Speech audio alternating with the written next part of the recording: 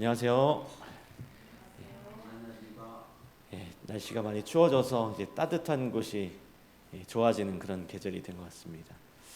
운전을 하다가도 이제 열선을 틀고 이렇게 따뜻한 게 너무 기분이 좋은 것 같아요. 따뜻한 게 너무 좋은 것 같더라고요. 추운 데 있다가 들어가서 아침에 이제 하민이를 학교에 데려다주고 갈 때 열선을 켜고 갑니다. 켜고 가면 이제 갔다 와서 주차장에서 내려야 되는데 내리기가 싫어요. 너무 따뜻해가지고 그런 따뜻함이 좋은 그런 계절이 된 것 같습니다. 우리 마음도 따뜻해져서 우리 이웃들에게 하나님의 복음을 전하는 그런 일에 더욱 열심으로 임하는 우리 모두가 되었으면 좋겠습니다. 오늘 함께 나눌 말씀은 요한복음 3장 1절로 7절의 말씀을 보시도록 하겠습니다. 우리의 본성의 변화를 위한 유일한 길이라고 하는 제목으로 함께 요한복음 3장 1절로 7절에 있는 말씀을 제가 읽도록 하겠습니다. 그런데 바리새인 중에 니고데모라 하는 사람이 있으니 유대인의 지도자라. 그가 밤에 예수께 와서 이르되 랍비여, 우리가 당신은 하나님께로부터 오신 선생인 줄 아나이다. 하나님이 함께 하시지 아니하시면 당신이 행하시는 이 표적을 아무도 할 수 없음이니이다. 예수께서 대답하여 이르시되 진실로 진실로 내게 이르노니 사람이 거듭나지 아니하면 하나님의 나라를 볼 수 없느니라. 니고데모가 이르되 사람이 늙으면 어떻게 날 수 있사옵나이까? 두 번째 모태에 들어갔다가 날 수 있사옵나이까? 예수께서 대답하시되 진실로 진실로 내게 이르노니 사람이 물과 성령으로 나지 아니하면 하나님의 나라에 들어갈 수 없느니라. 육으로 난 것은 육이요 영으로 난 것은 영이니 내가 네게 거듭나야 하겠다 하는 말을 놀랍게 여기지 말라. 유대인의 지도자인 이 바리새인이었던 니고데모가 이렇게 예수님을 찾아와서 대화를 나누는 그런 장면이죠. 진리를 향한 이 탐구심과 진리를 향한 기대를 가지고 예수님께 찾아왔습니다. 그런 그에게 예수님께서 하시는 말씀이 오늘 이 본문의 말씀인데요. 이 니고데모는 당시에 이 유대에서 아주 책임 있는 높은 지위를 차지하고 있었습니다.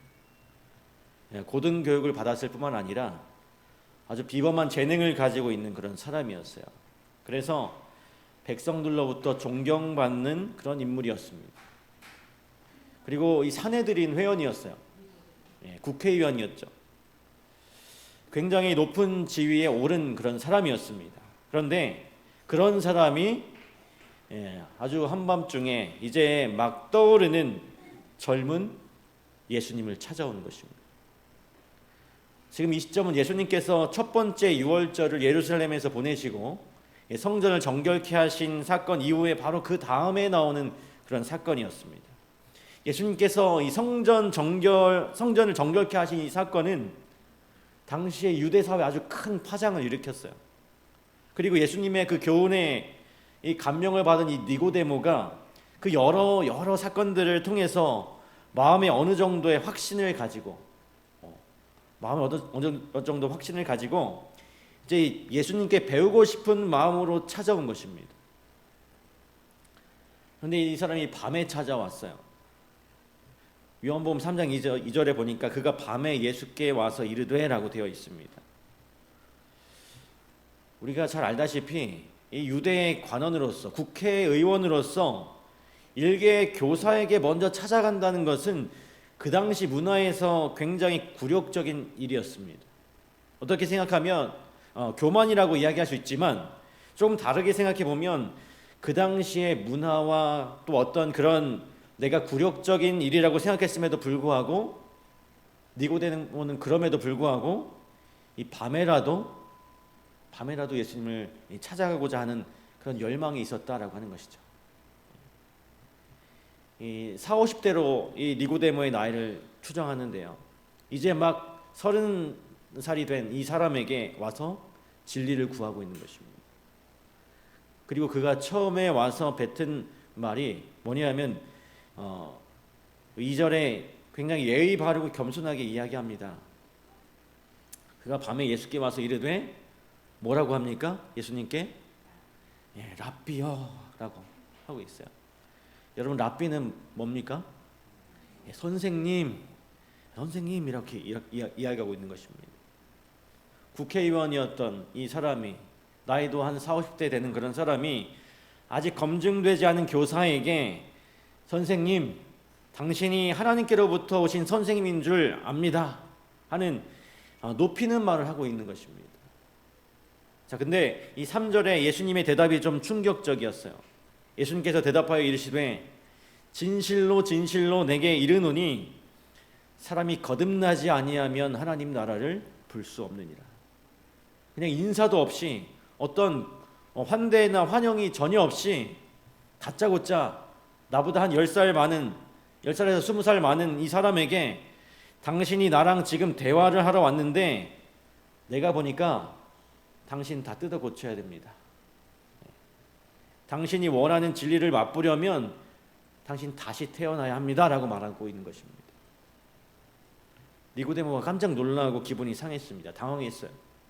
그러면서 다음에 이 대답들을 이어가죠. 여러분, 사람이 가장 당황할 때가 언제냐면 전혀 예상하고 있지 못하다가 어떤 것을 마주했을 때예요. 예상하지 못한 것을 만났을 때. 그래서 누군가 갑자기 확 놀래키면 전혀 예상하고 있지 못하다가 깜짝 놀라죠.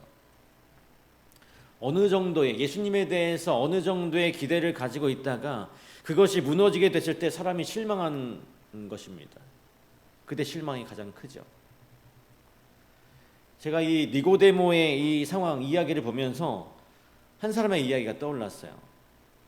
축구 선수인 프랑크 리베리라고 하는 축구 선수가 있는데, 이 축구 선수가 2013년에 굉장히 심란해 보이는 표정의 사진과 함께 기사가 올라왔어요. 나는 강도당했다, 도둑질 당했다.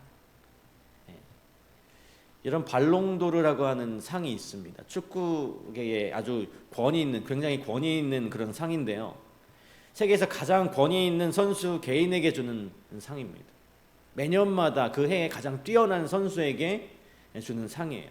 그래서 이 발롱도르 상을 수상하게 되면 엄청난 명예를 얻습니다. 1956년부터 이어져 온 이 상입니다. 그런데 이 당시에 2013년이었는데 이 프랭크 리베리 선수가 그 해에 이 독일의 축구팀인 바이에른 뮌헨에서 뛰고 있었어요. 그리고 엄청난 활약을 합니다. 리그 우승을 했고 또 리그컵 우승도 했고 챔피언스 리그에서 또 우승을 했어요.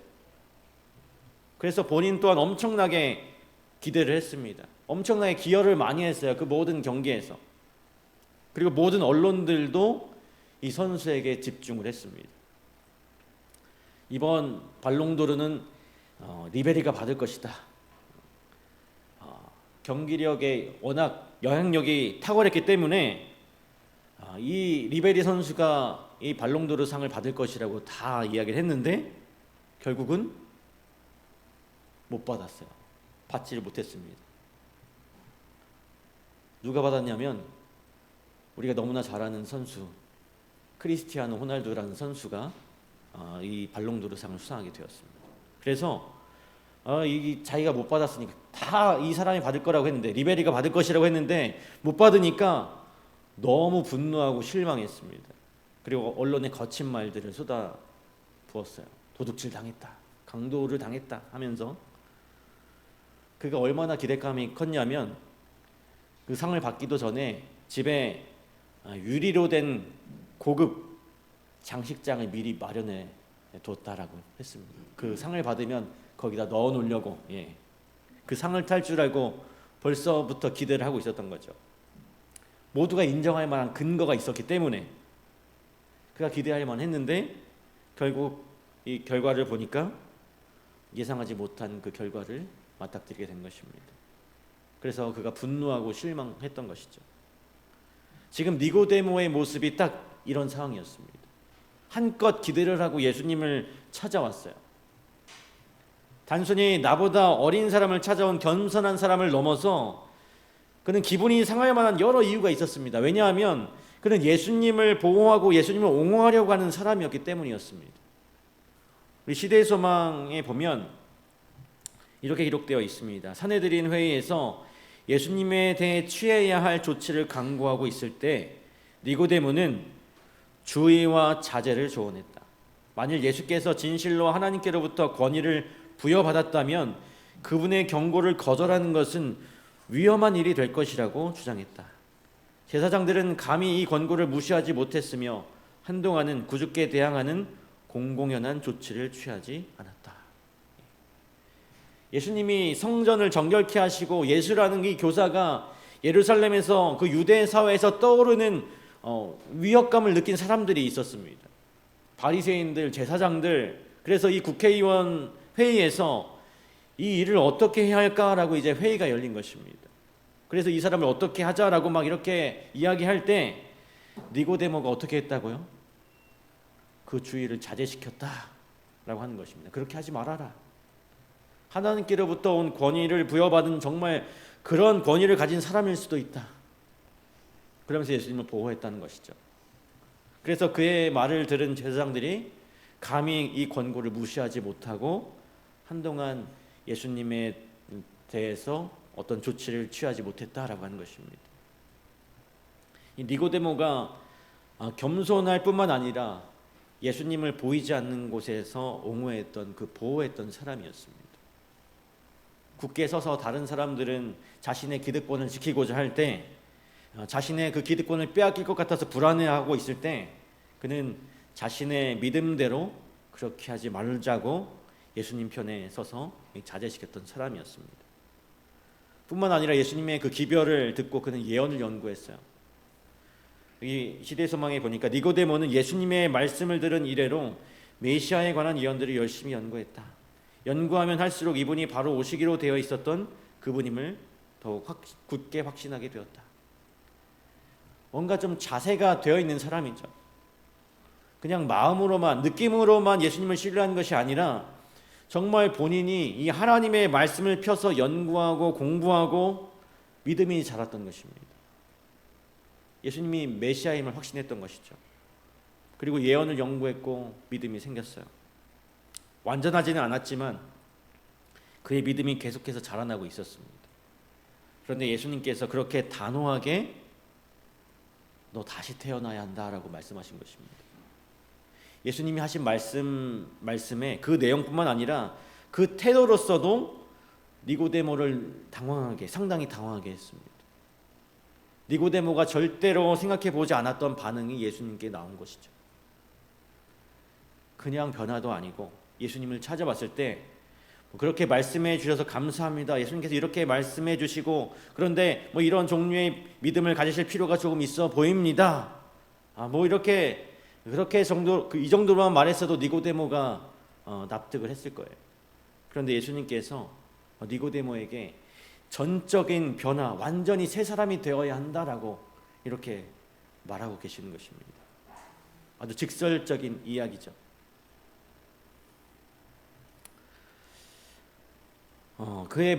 예수님께서 그의 마음을 들여다보시고 직접 요점을 설명하시는 다시 태어나야 한다는 그 예수님의 말씀에 너무 당황하고 불쾌하게 된 것입니다.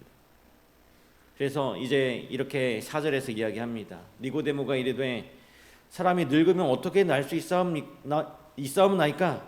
두 번째 모태에 들어갔다가 날 수 있사옵나이까? 라고 이렇게 이야기해요. 풍자하고 예수님의 말씀을 조금 비꼬면서 이야기하는 것 같습니다. 그에게 도저히 받아들일 수 없는 그런 말이죠. 당신 새롭게 태어나야 합니다. 완전히 다 뜯어 고쳐야 합니다. 여러분 그 당시에 이제 유대인들이 공부하던 그 신학에 있어서는요, 이 아브라함의 자손으로 태어난 것은 그냥 하늘에 가는 것이 확증이 된 것이었어요. 보증이 되어 있다고 믿었어요. 그래서 니고데모는 나는 이미 구원 안에 들어가 있다라고 생각했습니다. 진리를 더 깊이 알고 싶었던 마음으로 예수님께 다가온 것이었어요. 그래서 그가 들었던 말은 단순히 다시 태어나야 된다가 아니라 너는 지금 구원의 범주 바깥에 있어 라고 들린 것입니다. 너 아직 구원받지 못했어. 그래서 더 충격적이었어요. 태어나서 한 번도 생각해 보지 못한 그런 주제였습니다. 그가 살아온 그 세월 동안 당연히 나는 유대인으로서 아브라함의 핏줄로서 이 구원은 분명히 나의 것이야 라고 생각해 왔는데, 하나님 나라를 보려면 너는 다시 태어나야 돼. 그가 가지고 있던 생각을 완전히 부숴버린 것입니다.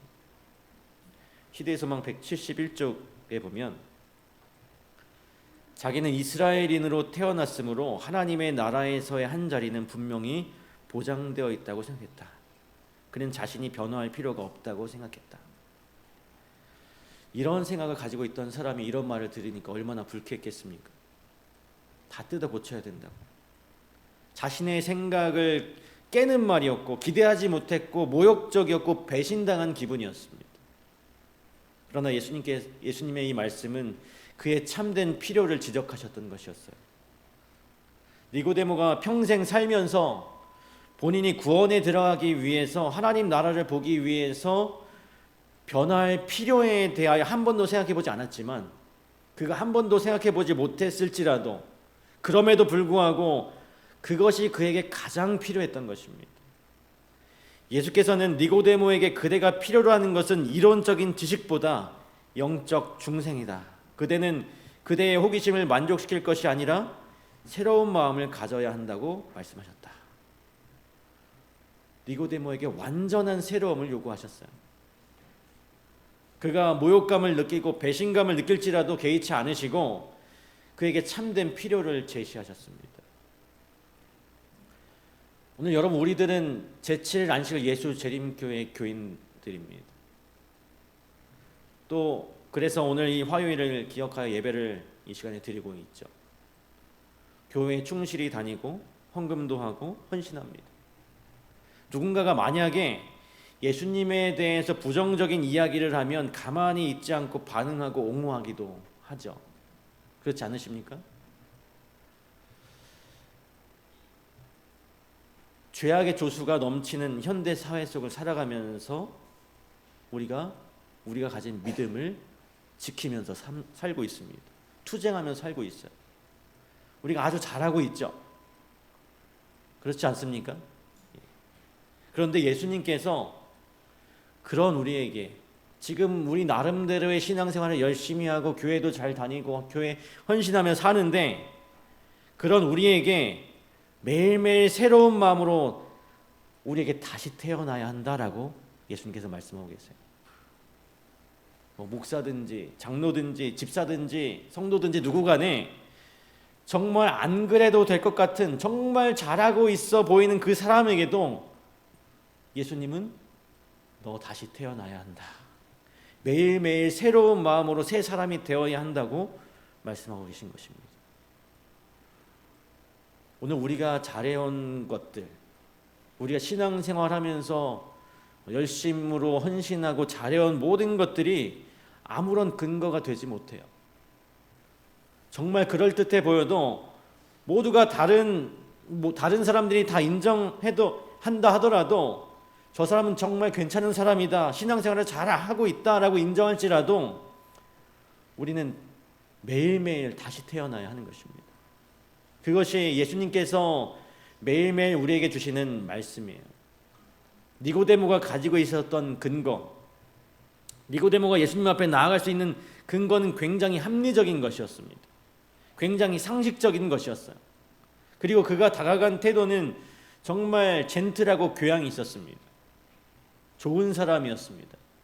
그러나 예수님께서는 그런 사람에게도 다시 태어나야 한다라고 말씀하셨습니다. 예수님께서 말씀하시는 그 필요가 바로 우리의 필요임을 깨닫고 우리가 매일매일 다시 태어나시는, 그래서 예수님 앞으로 나아가서 그 필요를 깨닫고 새 사람이 되겠노라고 결심하는 우리 모두가 되었으면 좋겠습니다. 이것은 오직 예수님께서만 하실 수 있는 말씀이었습니다. 다른 사람을 통해서, 어떤 사건을 통해서 우리의 참된 어떤 필요를 깨닫게 하실 수도 있지만, 정말 내가 새 사람이 돼야겠다 하는 욕구는 예수님께서만이 우리에게 주실 수 있는 말씀인 것입니다. 니고데모가 침례 요한의 기별을 들었다라고 시대의 소망은 기록하고 있어요. 그런데 침례 요한의 기별도 니고데모를 깨우치지 못했다라고 했습니다. 좋은 설교와 다양한 영적인 요소들이 많이 있죠.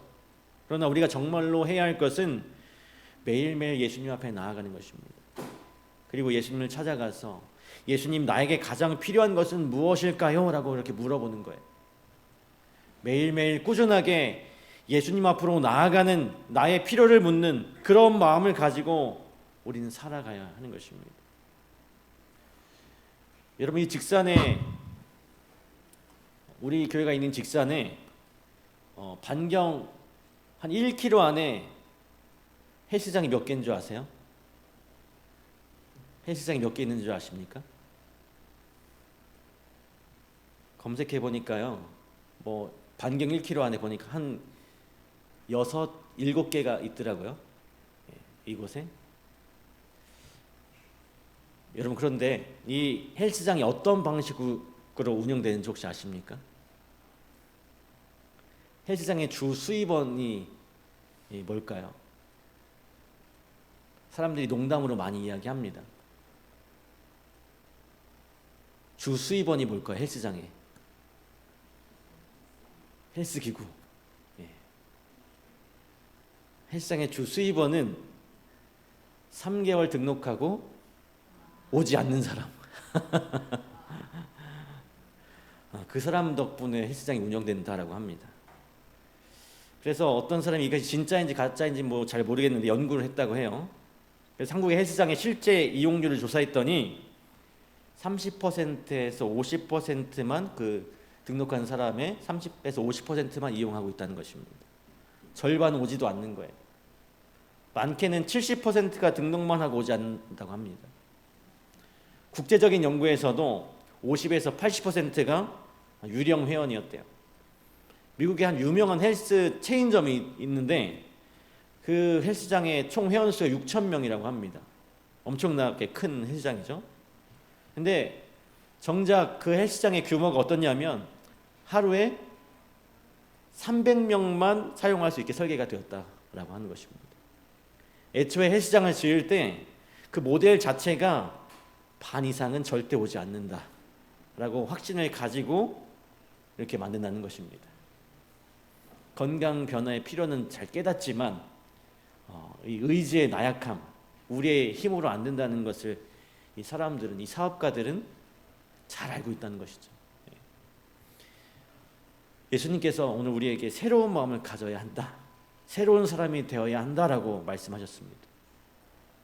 그러나 그 필요를 우리가 깨달을지라도 우리가 우리의 마음을 변화시키는 것, 그 영적인 문제에 있어서 우리가 새로운 사람이 되는 것은 우리의 힘으로는 쉽지가 않아요. 우리 정로의 계단 57쪽에 우리는 우리의 마음을 변화시키거나 우리의 성품을 하나님의 성품처럼 만들 수는 없다. 우리는 우리 자신의 힘을 신뢰하거나 우리의 선한 행실이 우리를 구원해 줄 것으로 믿어서는 안 된다라고 기록하고 있습니다. 분명히 이야기하고 있습니다. 변화가 불가능하다는 것입니다. 니고데모도 답답했겠죠. 그랬기에 예수님께서 이 대화 속에서 곧바로 어떻게 해야 그것이 가능한지 말씀해 주십니다. 진실로 진실로 내게 이르노니 사람이 물과 성령으로 나지 아니하면 하나님 나라에 들어갈 수 없느니라. 반대로 말하면 물과 성령으로 나면 하나님 나라에 들어갈 수 있어요? 네, 있다라고 하는 것이죠. 변화는, 이 거듭남은 인간의 힘이 아니라 오직 성령의 능력으로만 가능한 것입니다. 우리가 성령 하나님을 매일매일 구하고 이 성령의 능력이 나의 일상의 순간에 그 임재할 때 그때에 우리 삶의 진짜 변화가 찾아오게 된다는 것입니다. 너무 감사한 일이에요. 필요를 깨닫게 함과 동시에 정확한 방법까지 우리에게 알려주고 계시기 때문입니다. 성령의 능력으로 새 삶이 되어라. 매일매일 성령의 침례를 받아야 한다고, 오직 이 방법밖에 없다고 오늘 우리에게 말씀하고 계신 것입니다. 그런데도 우리는 우리의 힘으로 하려고 하는 실수를 많이 범해요. 우리 삶 속에. 왜냐하면 이 눈에 보이는 변화는 우리의 힘으로 하는 것이 더 편해 보이기 때문입니다. 우리 정로기도단 58쪽에 우리가 하나님의 능력 없이 올바른 행동을 할 수 있다는 것은 사실이다. 우리가 행하는 선으로 인해 다른 사람들이 우리를 좋게 생각할 수도 있다. 우리는 우리 친구들의 눈에 올바르게 보이고 싶어서 악을 멀리할 수도 있다. 이기적인 사람도 자선을 베풀고 불쌍한 사람을 도울 수 있다. 하나님의 능력 없이도 올바른 행동을 할 수 있는 것입니다. 그리고 사람들은 그것에 다 속는다는 거예요. 다른 사람들이 우리가 행하는 선으로 인해서 우리를 좋게 생각할 수도 있다는 것입니다. 친구들의 눈에 올바르게 보이고 싶어서, 대중들의 눈에 이 사회에 그렇게 선을 베풀고 변화된 모습을 보일 수 있다는 것입니다. 그런데 예수님께서 분명히 오늘 우리에게 요구하시는 것은 이러한 변화가 아니라 우리의 본성의 변화라는 것입니다. 딱 이랬던 사람이 누구냐면 니고데모였어요. 훌륭한 사람이었습니다. 사람들이 보기에 존경받는 사람이었어요. 예수님을 옹호하는 사람이었어요. 사람들 앞에서.